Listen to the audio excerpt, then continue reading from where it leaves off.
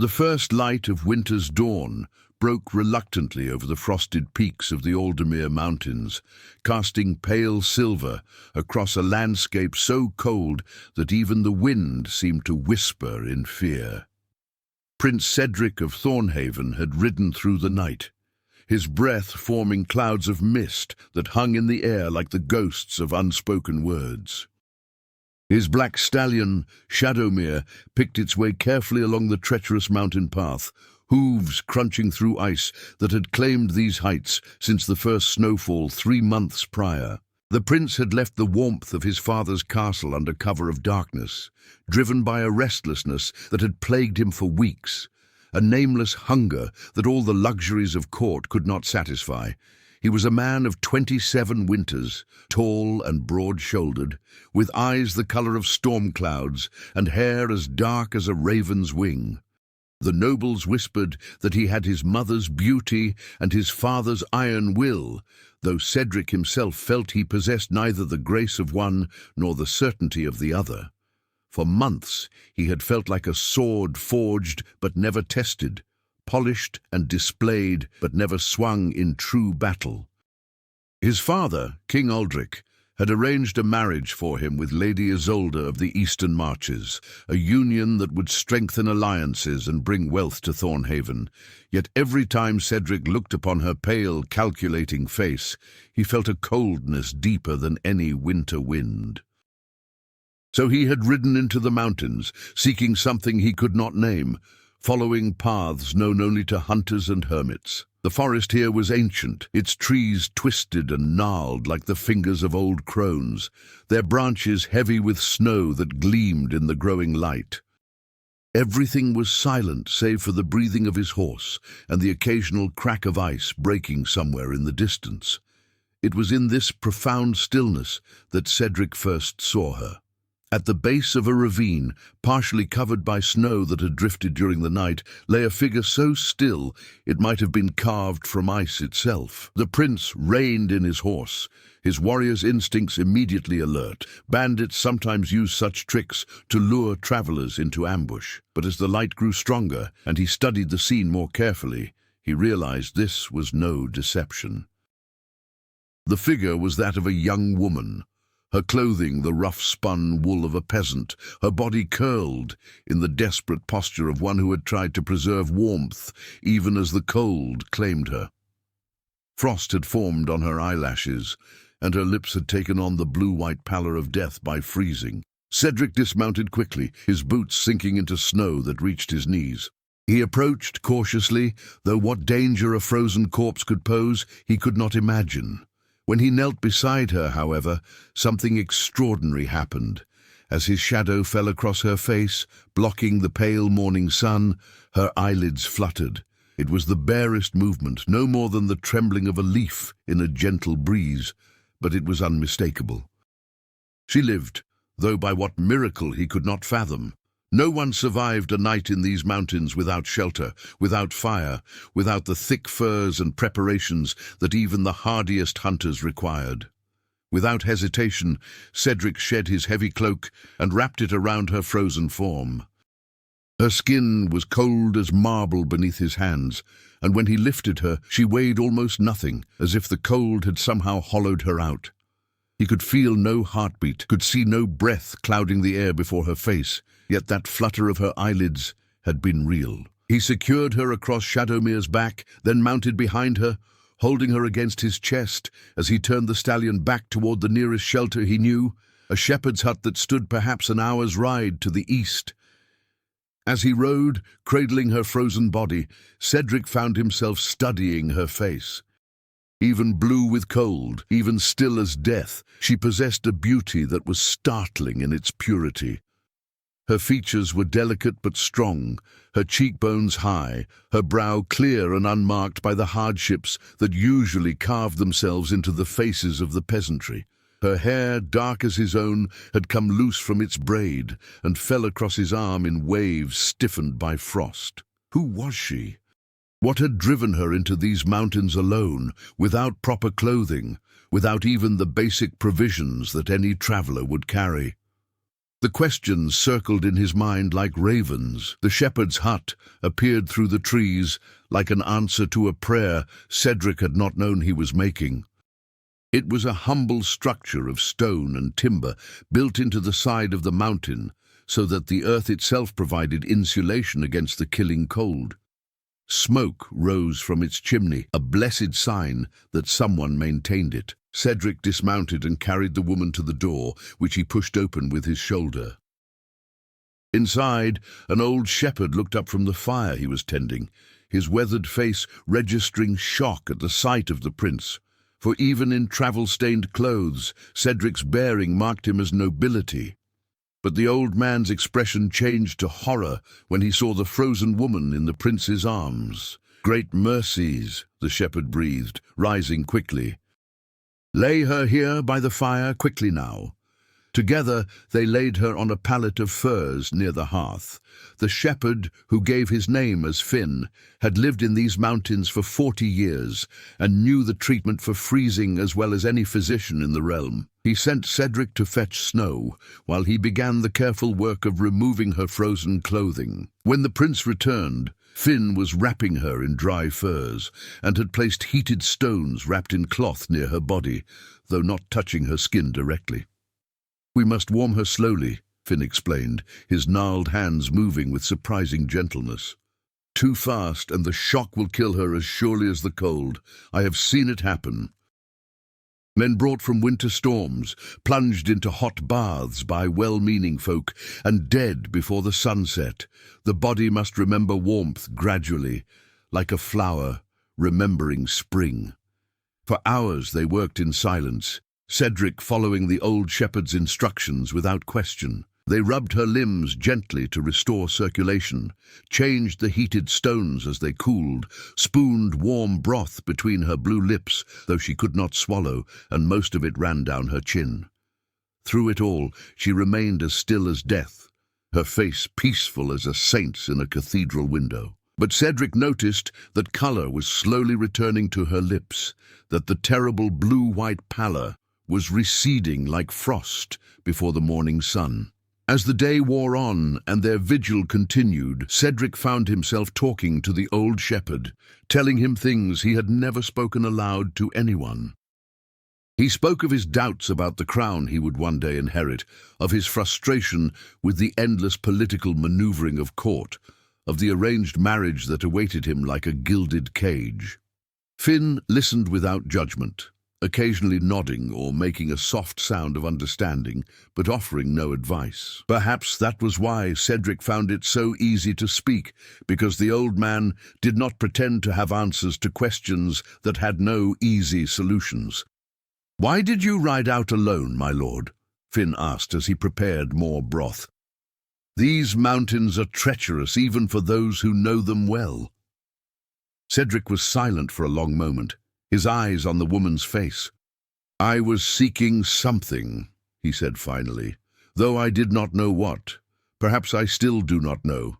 But when I saw her lying there in the snow, I felt as though I had been meant to find her, as though every choice I had made, every step that had brought me to that place at that moment, had been leading to this."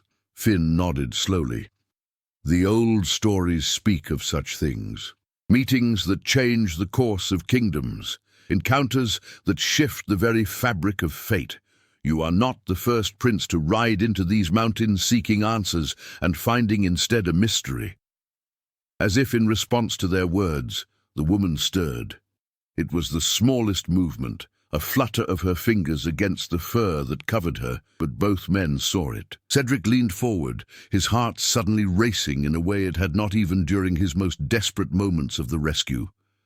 Her eyelids fluttered again, and then, slowly, impossibly, they opened. Her eyes were unlike any Cedric had ever seen. They were the deep green of a forest pool, flecked with gold like sunlight through leaves, and they held a depth that suggested ancient wisdom and profound sorrow mixed in equal measure. For a long moment, she simply stared at the ceiling of the hut, as if trying to remember where she was, or perhaps what it meant to be alive. Then her gaze found Cedric's face, and something passed between them, a recognition that defied explanation, as though their souls had known each other long before their eyes had ever met.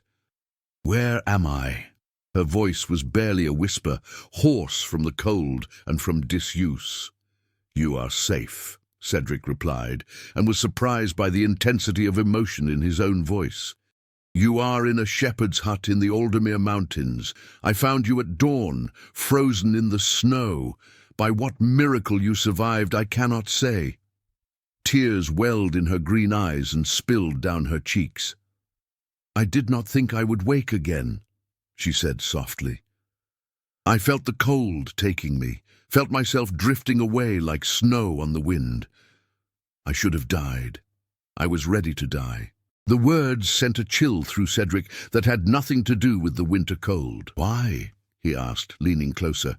"What drove you into the mountains alone? Who are you?"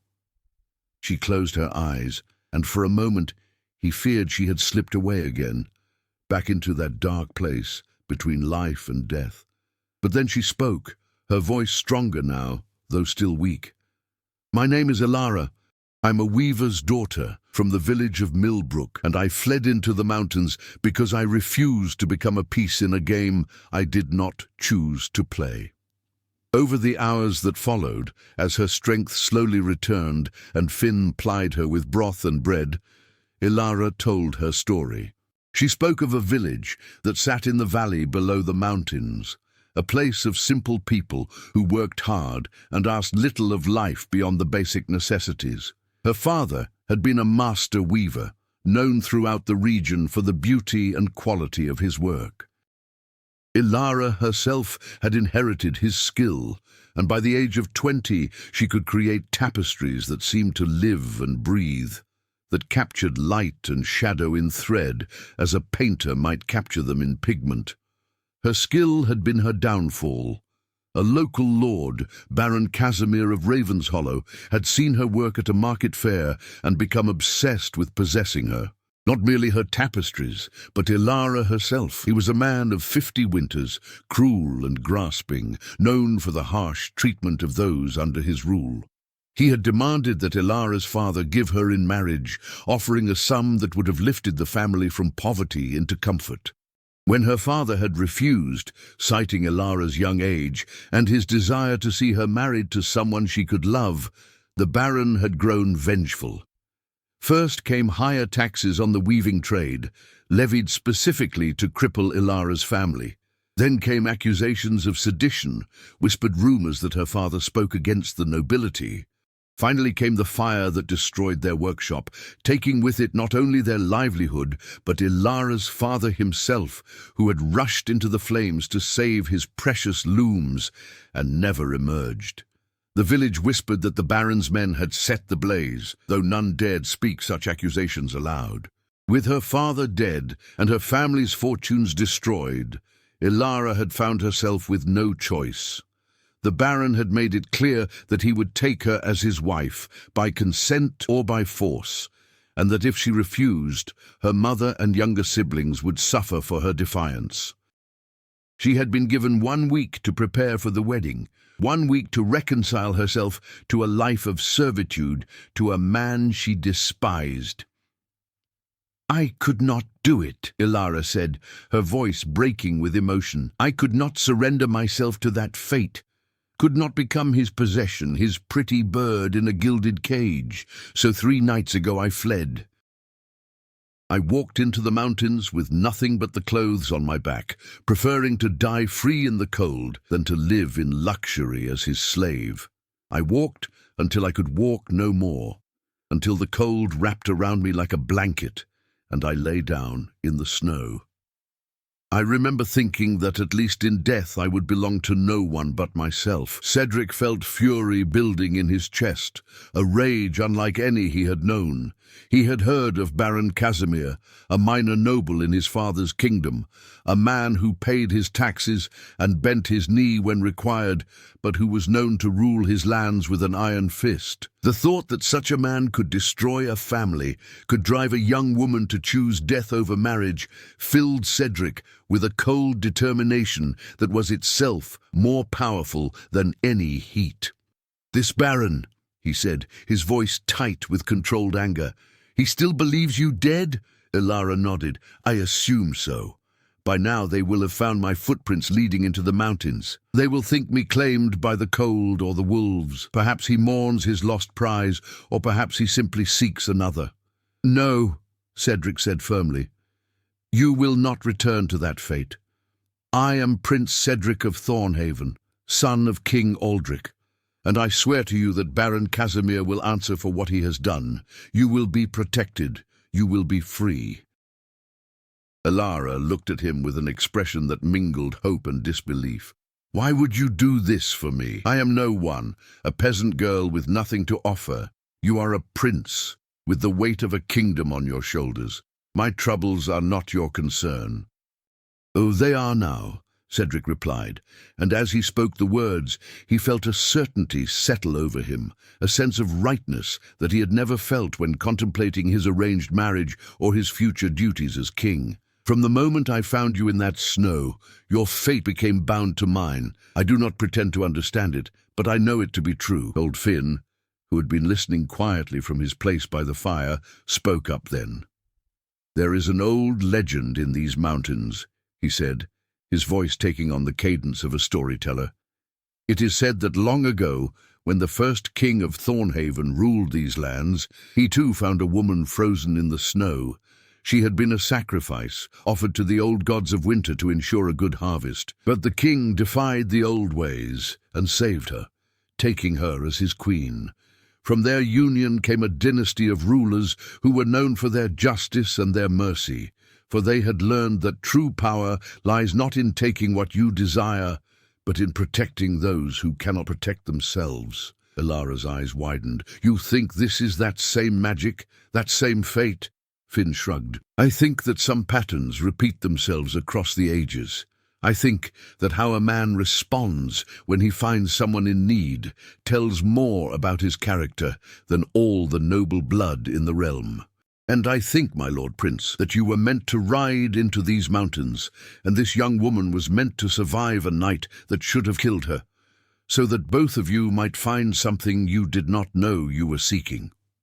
For 3 days, Elara remained in the shepherd's hut, regaining her strength while Cedric wrestled with the question of what to do next. He could not simply ride into Raven's Hollow and confront Baron Casimir without proof of wrongdoing, without witnesses to support Elara's claims. The word of a peasant girl against a baron, even with a prince's support, would not be enough to bring justice in his father's court. The nobility protected their own, and accusations required evidence that could not be easily dismissed. But Cedric was his father's son, and he had learned the art of strategy at the knee of the kingdom's finest generals. He sent Finn into the valley with a purse of gold and instructions to speak with the people of Millbrook, to gather testimony from those who had witnessed the Baron's persecution of Elara's family, to find anyone who might speak against the man. Meanwhile, Cedric remained with Elara, and in those long hours by the fire, they talked as Cedric had never talked with anyone. She told him of her life as a weaver, of the meditation she found in the rhythm of the loom, of how she could lose herself for hours in the creation of beauty from simple thread. She spoke of her father with a love so profound it made Cedric ache, for his own father was a distant figure, more king than parent, more symbol than man. She described the freedom she had felt working with her hands, creating something tangible and real, and Cedric found himself envying her in a way that shamed him, for what right did a prince have to envy a peasant? In turn, Cedric spoke of his own life, of the weight of expectation that had rested on his shoulders since birth, of the endless lessons in warfare and diplomacy and statecraft that had filled his youth. He told her of his arranged marriage, of Lady Isolde with her cold beauty and calculating mind, and of how he felt like a piece being moved across a chessboard by hands he could not see. He admitted fears he had never voiced, doubts he had buried beneath layers of princely duty and noble bearing. "Do you love her?" Elara asked one evening as they sat by the fire, her green eyes reflecting the dancing flames. "No," Cedric replied honestly. "I do not even know her, not truly. We have spoken perhaps a dozen times, always with others present, always in the formal language of nobility. She will be a good queen, I am told. She is intelligent and well-connected, skilled in the management of a household and the navigation of court politics. But when I think of spending my life with her, I feel nothing but a vast emptiness, like a great hall that echoes with every footstep." "Then why agree to it?" Elara's question was gentle but insistent. "Because that is what princes do," Cedric said, hearing the bitterness in his own voice. "We do not marry for love. We marry for alliances, for land, for the good of the kingdom. My feelings are irrelevant in such calculations, or so I have always been told." Elara was quiet for a long moment, her fingers unconsciously moving as if working an invisible loom. "My father once told me," she said softly, "that the greatest works are those where the weaver puts not just skill, but heart into every thread. A tapestry made only for duty might be technically perfect, but it will never move the soul the way one made with love can. Is a kingdom so different from a tapestry? Can it truly flourish when woven together by threads of obligation alone, with no warmth of genuine feeling to give it life?" Her words struck Cedric with the force of revelation. In the space of a few days, this peasant girl had shown him truths that all his tutors and advisers had never managed to convey.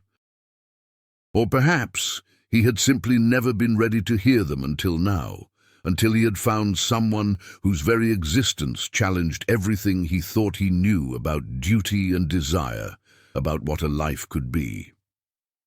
On the fourth day, Finn returned with news that changed everything. He had spoken with the people of Millbrook, and though many were afraid to speak openly against the Baron, several had been willing to give sealed testimony to the prince.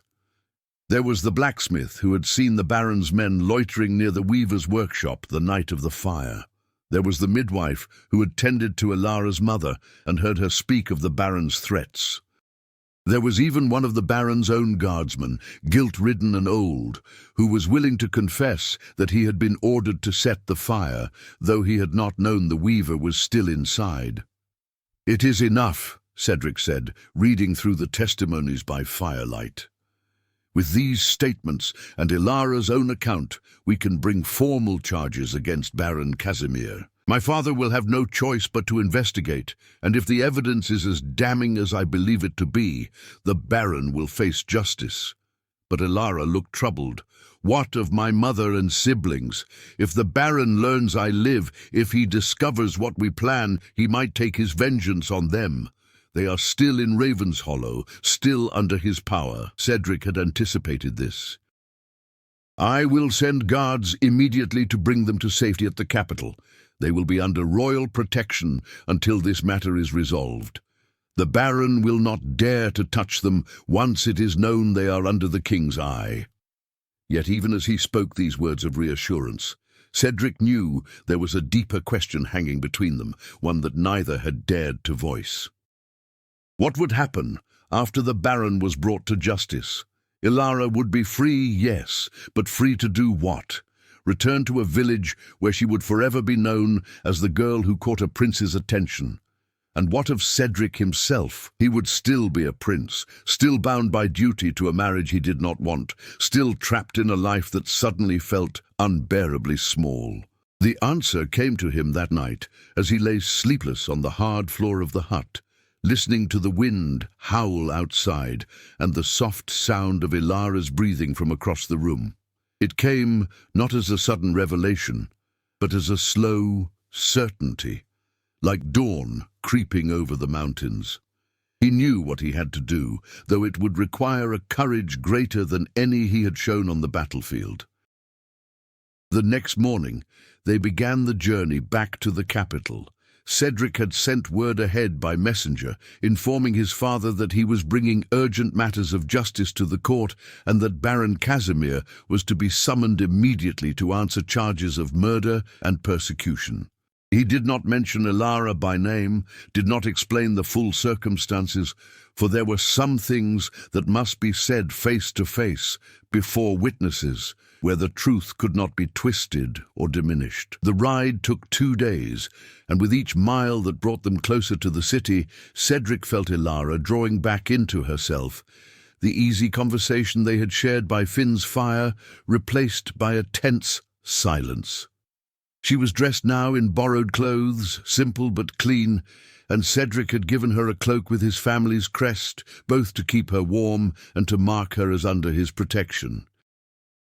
Yet he could see the fear in her eyes, the way she looked at the growing signs of civilization, the villages and farms, and finally the massive walls of the capital itself, as though they were the bars of a cage closing around her. The castle of Thornhaven rose like a mountain of stone and ambition, its towers reaching toward the sky as if challenging the heavens themselves. The guards at the gate recognized their prince immediately and opened the way with salutes and proclamations. Cedric rode through with Ilara at his side, very aware of the eyes upon them, the whispers that would already be starting, the speculation about who this woman was and why Prince Cedric had brought her into the castle with such obvious honor. King Aldric received them in the throne room, a vast chamber of vaulted ceilings and ancient tapestries that depicted the glories of Thornhaven's history. The king was a man of 60 winters, his hair more silver than black now, his face lined with the weight of years of rule. He sat upon his throne with the bearing of one who had never doubted his right to command, yet his eyes were sharp and missed nothing as he studied his son and the young woman beside him. "Father," Cedric said, bowing as protocol demanded, "I come before you with grave charges against one of your barons and with a matter of personal import that touches the future of this kingdom."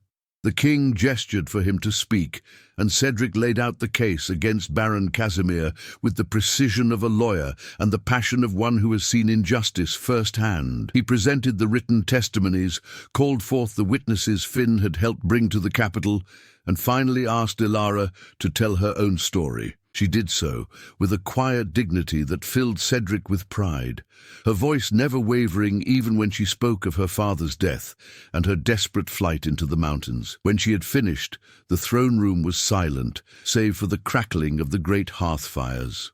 Baron Casimir, who had been summoned and now stood off to one side, flanked by guards, was pale and shaking, his earlier bluster having evaporated in the face of such damning testimony. King Aldric studied the man with cold eyes, then turned his gaze to his son. "The evidence is clear," the king said, his voice carrying the weight of judgment. "Baron Casimir, you are stripped of your titles and lands, which shall revert to the crown. You will be imprisoned pending a full trial, where you will answer for murder, arson, and the persecution of your people. Take him away." As the guards led the baron from the throne room, his protests echoing off the stone walls, Cedric felt Ilara sag slightly beside him, as if a great weight had been lifted from her shoulders. But he knew this was only the first part of what must be done. He turned to face his father fully, steeling himself for what came next. "There is one more matter, father," he said.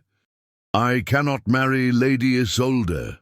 The words fell into the throne room like stones into a still pond, sending ripples of shock through the assembled courtiers. King Aldric's eyes narrowed, and for a moment Cedric saw not his father, but the warrior king who had secured his throne through cunning and steel. "This is a matter we will discuss in private," the king said, his tone brooking no argument. But Cedric shook his head. "No, father, this must be said here now before the court. I cannot marry without love, cannot build a life on the foundation of political convenience alone. You taught me that a king's first duty is to his people, to their welfare and prosperity. How can I fulfill that duty if I cannot first be true to myself? How can I ask my subjects to believe in justice and honor if I abandon those principles in my own life? And what would you have instead?" The king's voice was dangerously soft. "Would you throw away an alliance that has been years in the making? Would you risk the stability of the kingdom for the sake of a passing fancy?" "Not a passing fancy, father." Cedric took a deep breath, aware that his next words would change everything. "I would marry for love. I would marry a woman who has shown me what true courage means, who chose death over dishonor, who survived impossible odds through strength of will alone.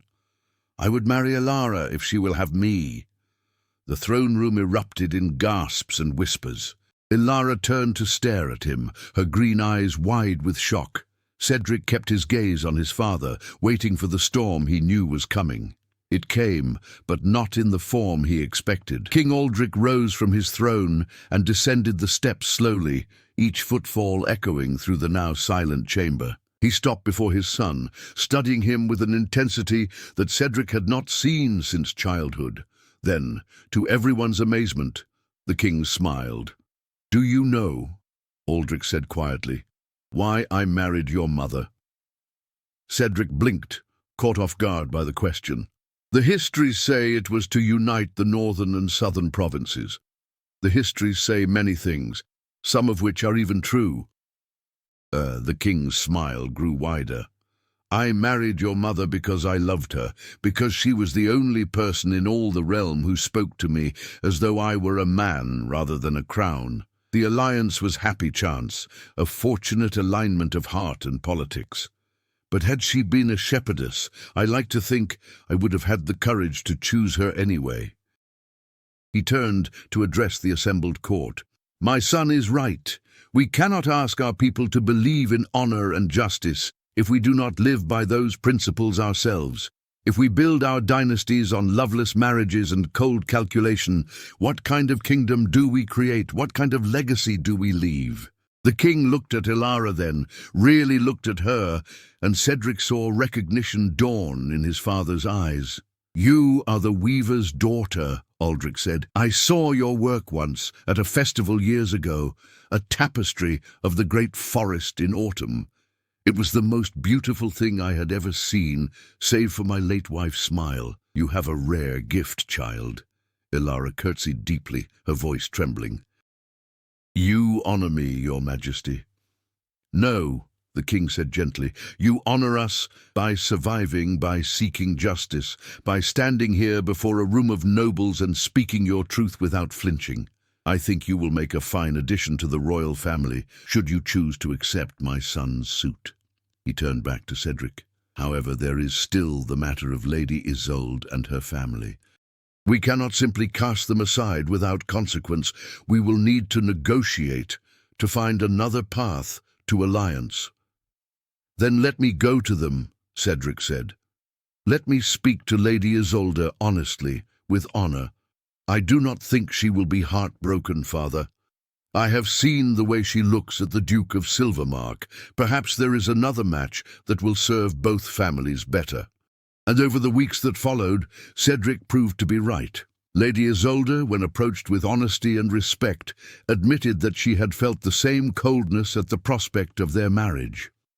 The negotiations were delicate, but ultimately successful, resulting in a new alliance that satisfied all parties. Throughout it all, Elara remained at the castle, gradually finding her place in this new world that was so different from the one she had known. She was given her own workshop in one of the castle towers, and she returned to her weaving with a joy that Cedric loved to witness. The tapestries she created became renowned throughout the kingdom, sought after not just for their beauty, but for the stories they told. She wove the tale of the winter rescue into thread and color, creating a work that was both memorial and prophecy, a reminder that sometimes the greatest changes come from the smallest moments of courage. As spring came to the mountains and the snows began to melt, Prince Cedric and Elara the Weaver were married in the castle's great cathedral. It was a ceremony that broke with tradition in countless ways. for Ilara insisted that her mother and siblings be seated in places of honor, that the guests include not just nobles, but representatives from every village and town in the kingdom.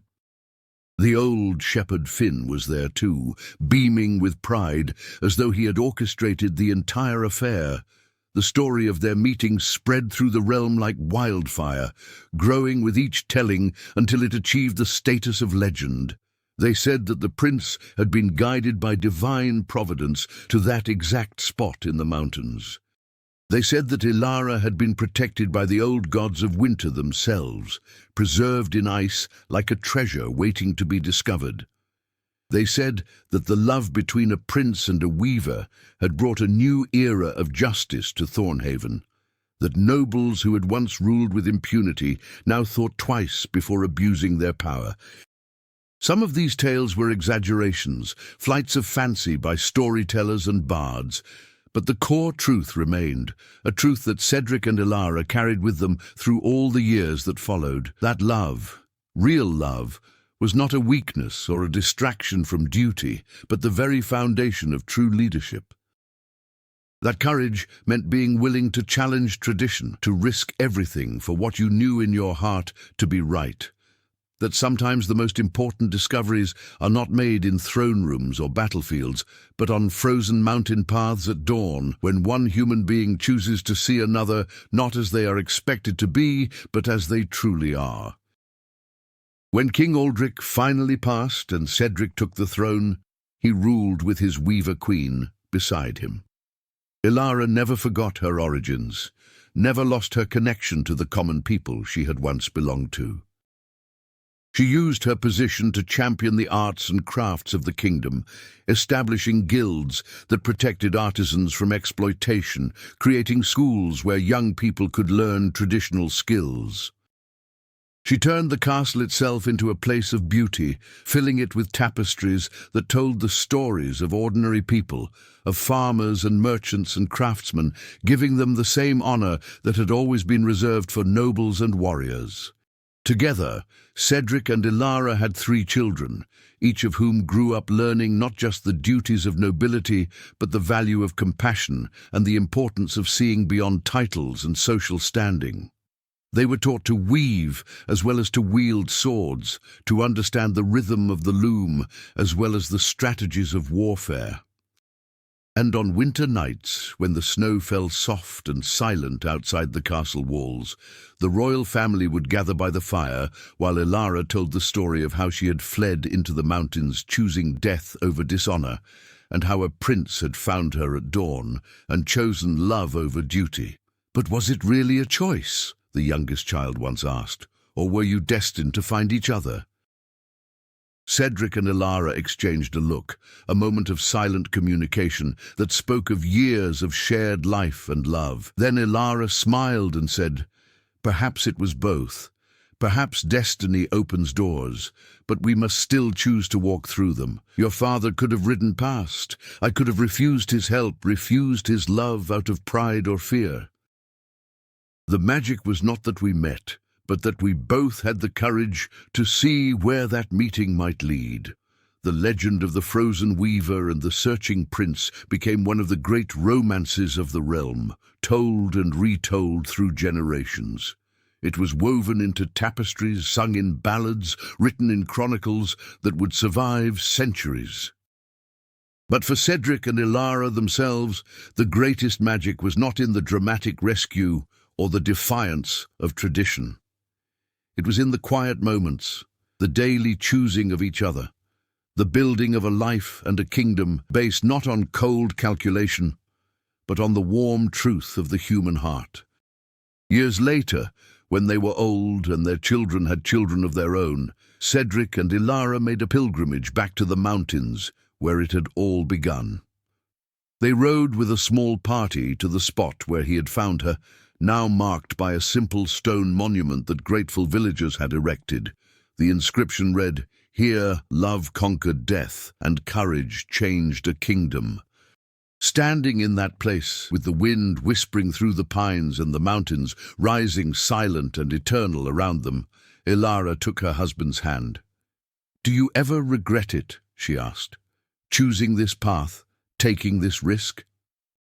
Cedric looked at her, at the silver threading through her dark hair, at the lines that time and laughter had carved around her eyes, at the strength and grace that had only deepened with the years. He thought of all they had built together, of the children they had raised, of the kingdom they had shaped into something better than it had been. He thought of the thousands of small moments that had woven their lives together into a tapestry more beautiful than any Elara had ever created on her loom. "Not once," he said, "not for a single heartbeat." And there, in the place where winter had nearly claimed her and love had given her back to life, they kissed as the sun rose over the mountains, painting the snow with gold and rose.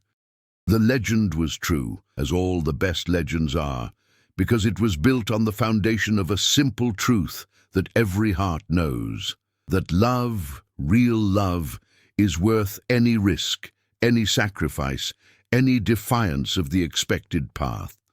That sometimes the greatest treasures are found not in what we seek, but in what finds us, there in the cold dawn, waiting to change our lives forever. Thank you so much for listening to this tale from Medieval Stories. If you enjoyed this journey through the frozen mountains and into the hearts of Prince Cedric and Elara the Weaver, please take a moment to like this video and subscribe to our channel for more epic medieval tales of courage, love, and destiny. We would also love to hear from you in the comments below. What was your favorite moment in the story? Do you believe in love at first sight, or do you think Cedric and Elara's connection was something deeper? Share your thoughts and let us know what medieval legends you would like to hear next. Your engagement helps us continue bringing these timeless stories to life. Until our next tale, may you find your own moments of courage and connection in the journey of life.